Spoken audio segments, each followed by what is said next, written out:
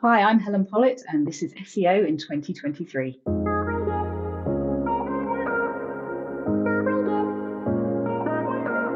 Helen, what is your number one SEO tip for 2023? My tip is that perfectionism in SEO is actually the enemy of progress. So I really feel that when we begin our time as SEOs, we often have this mental or even physical checklist that we run through for every activity that we do, which is absolutely fine. It helps you to keep in mind all of the things that you probably want to look at, all the things that you want to check, but it does cause us to rely a little bit on this notion of best practice.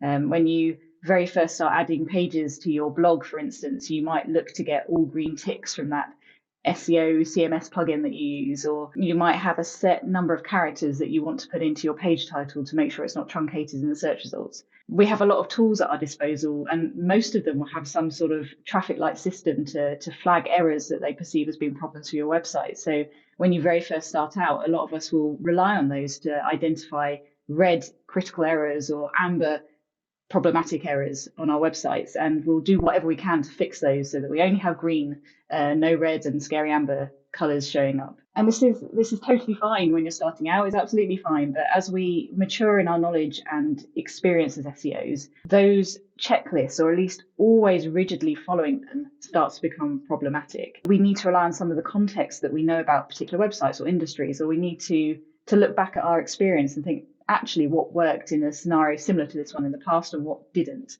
And we almost have to sort of put those checklists and that idea of having to score 100 on all of the tests and getting all green lights, just put that to one side. In my opinion, there's not really such thing as best practice in SEO, because every website, every industry, every vertical that you're working in is different. And there are a few core tenets that we as SEOs tend to hold to, that we kind of know that if you do X, you can realistically expect Y. But that's actually not as common as you might think. And worked well with one website isn't 100% transferable to another website. And that's essentially why all of our answers seem to start with it depends, because that context and that nuance is actually really important. And when you're striving for perfection in SEO, whatever you think that might look like, sometimes you lose a little bit of that nuance and a little bit of those differences that actually make a big impact across websites. In all honesty, I think that some of the things that we're trying to perfect don't actually need to be perfected. So take, for instance, crawl budget. Most websites don't actually have an issue with crawl budget, but you will see a lot of people who will spend time and energy going through their website and relinking every link that points to a redirecting page, which fair, that's good maintenance, it's good practice to do that, to keep on top of those sorts of things. But unless you've got loads and loads of URLs that are redirecting and lots of links pointing to those redirecting URLs, chances are it's probably not really impacting how much your website Googlebot can get through. And so you might just be doing something for the sake of ticking a box, and it's not necessarily going to drive the growth that you're hoping it will. And as a result of those sorts of activities, you might find yourself wasting time and resource that you could be putting to much better use. And it's not just your time and resource either. It could be other teams in your company, or you might be requesting that your clients do things that actually aren't really going to be needle moving, just so you can get all green or all 100% on these different tools and their tests, and just to tick all those boxes on your checklist. Yeah, absolutely. 100%, 100% of green traffic lights versus not getting any traffic is just ridiculous. So you mentioned something as maybe crawl budget, people spending excessive amounts of time on, but are there examples of maybe small technical issues that SEOs spend too much time on? Yes, there are. I'm going to say potentially load speed of a page. We have these wonderful tools like Page Speed Insights that gives us a good score, and you can see out of 100 what score your website has or your web page has. And I do wonder whether if we're scoring 95 out of 100, whether those last 5 remaining points is really going to move the needle in terms of growth or not.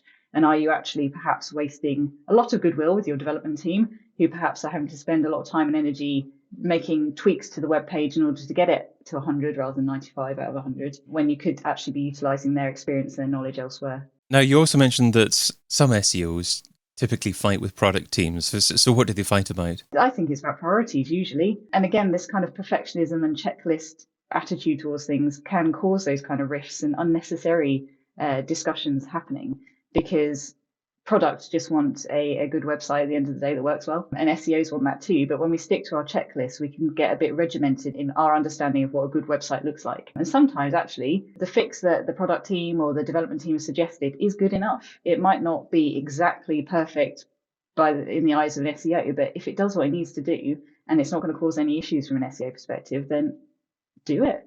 There's no point going back and forth for months on end arguing over the implementation of something if actually the way that it's been suggested is easiest and is still going to work. Just go with that.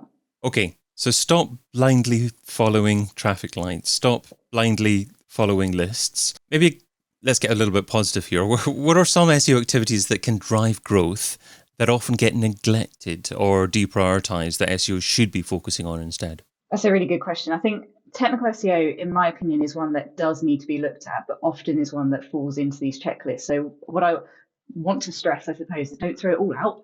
Don't throw it all out and think, oh, I won't bother with that at all because it's on a checklist. It's quite common. I just won't bother anymore. Because getting your technical foundation right is imperative. It's so critical for you to see growth. If you have a website that Google can't parse, it can't crawl through properly, you're going to have problems. So I'd always say that make sure that the work that you're doing technically is going to actually make the website well performing. And from there, it's all about your content and you're making sure that you're matching user intent. I think you kind of need to get the foundation of a technically good website first and build the rest from there. And what tool or tools do you use to determine how Google is seeing your site? I like to use crawl logs. So I like to look at how Googlebot is actually navigating around the website and see what it might be tripping up or where it's visiting pages more often than I expect to see it visit them or less often. So I think that's always a good place to start. If you can get hold of your log files, analyze those. And also Search Console. It's Google's way of telling us what Google is seeing. So I think that's a really, really good one. And let's not overlook Bing's equivalent as well, because you might not be focusing that much on Bing traffic, but the insights that Bing are able to provide are really useful as well. So really kind of combining those two things really, really helps just to get a good understanding of kind of what Google is seeing when it visits your page. And what are some typical warning flags you see in log files and what would you do to fix them? Things like orphan pages, if you're not expecting that page to be orphaned, then that's something that you can identify through log files purely because you can kind of see where Google isn't visiting pages and investigate from there. And also whether there's just pages that exist on your site that you might not actually be aware of.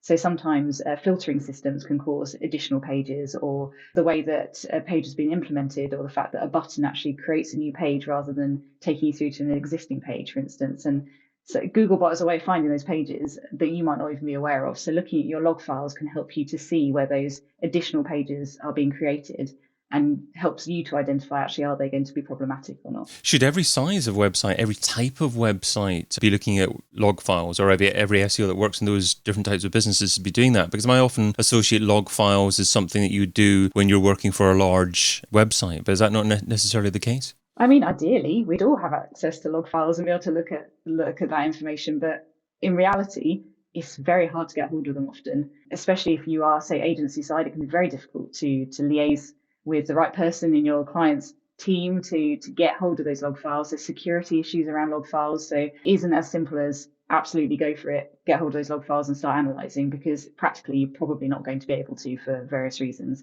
But it does give you a lot of insight. Even small websites have technical issues that can create additional pages that you might not be aware of. Tagging systems, for instance, or the way you tag up a blog could cause there to be additional category pages that you hadn't even noticed before. And sometimes these aren't even that easily picked up through crawls. And you'll be surprised at when you look at your log files, what pages Googlebot is actually hitting that you just hadn't identified through a standard crawl. Okay. So there's some great tips about how to improve your technical health and perhaps get a quick win as a result of doing that. You also mentioned it's important to be driving growth and focusing on that rather than these traffic lights that we talked about at the beginning. So maybe what are one or two quick things that an SEO could be doing on site to drive some quick wins? I'm not going to say the words, but it is very dependent upon the situation that website is in. So I don't think there is a one size fits all answer for this, because you need to know what your strategy is. And quick wins for one company are not going to be quick wins for another. I always say start with a really robust strategy, because those kinds of on-page fixes that you would be looking for. So for instance, do you need some additional pages created to address particular search queries, or have you noticed that users are starting to search in a different way and you need to kind of do things on site to accommodate that? that should all be coming out of your strategy. If you're doing that kind of thing too separately from your SEO strategy, you're going to run into trouble, because as soon as you start deviating too far from the strategy, you start straying and potentially unable to get the same results that you'd committed to as part of your strategy. How often should you be building and coming back to and reviewing your SEO strategy? It really, I suppose, is it should be in line with how your company does it, or whether your clients' strategies are being put in place. So if you have a yearly marketing strategy, for instance, then you probably need a yearly SEO strategy. How in depth that strategy goes for, say, past 2 quarters, again, is really dependent on the format and the makeup of your company. I like to plan at least 6 months in advance. I like to have a rough idea for the whole 12 months and then really have a nailed down strategy for at least 6 months. But again, it would differ if I knew there's something big that's happening on the horizon at the company that would change direction substantially, or if I know that we're, I don't know, releasing a new product or looking to go into a new market, then we might have to be a little bit more agile with that strategy. And you can kind of have a loose plan and a loose idea of where you want things to go, but actually nailing down the specifics and the KPIs and the actual activity that's going to underpin that strategy, you might have to do that a little bit more in the short term. Great. Okay. SEO strategy for the coming year. Maybe that's another discussion to have on perhaps another webinar at some point in the future. But you've shared what SEOs should be doing in 2023, or definitely what they shouldn't be doing as well. But now let's talk about what SEOs shouldn't be doing in terms of things that are counterproductive. Something that SEOs shouldn't be doing in 2023. What are your thoughts on that? Really, I think we need to steer clear of this siloing that seems to happen in SEO teams. So this idea that whether you're part of an SEO team within an agency, or you're perhaps the only SEO that works for a brand, or you're working in a much larger team in a brand, this idea that kind of SEO is a separate channel. You'll often see teams that are working together being sort of social media paid teams, maybe your marketing strategists, they're all working together to come up with campaign ideas. And because SEO isn't really that campaign focused, outreach aside, digital PR aside, this tendency and this risk that SEO might sort of sit off in its own little bubble a bit. And I think really for the upcoming year, we need to try and knock that on the head. We need to be working really integrated with other teams, because we're missing opportunities. We're missing insights from their data. We're missing the opportunity to collaborate on ideas and to have a total omni-channel approach to marketing. I often see that happening amongst other channels, but SEO still sits off to the side because we're kind of this team, or we're this discipline that sort of straddles a little bit of development and product and creative. And we really need to see ourselves integrating more and lessening those silos between SEO and the other marketing channels. What have you done in the past to be more successful at forging greater integration with other people in the business? Starting with training, usually. I think that SEO can appear to be this very hard to understand black box. And because of that, no one really knows where they should be integrating and where they shouldn't be integrating with the SEO team. So education is a great place to start. Speak to your copywriters about how SEO and copywriting works together. Speak to your paid team about how paid search and organic search works together. Talk to your CRM team about how SEO can help keep customers within the funnel.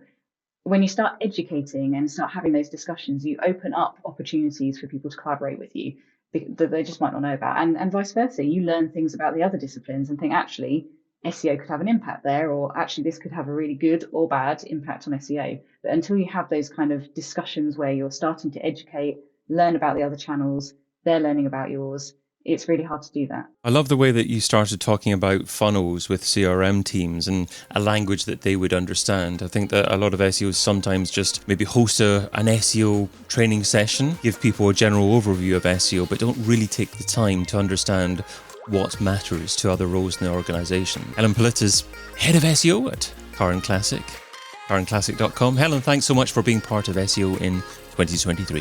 Thank you. Get your copy of SEO in 2023, the book, over at SEOin2023.com.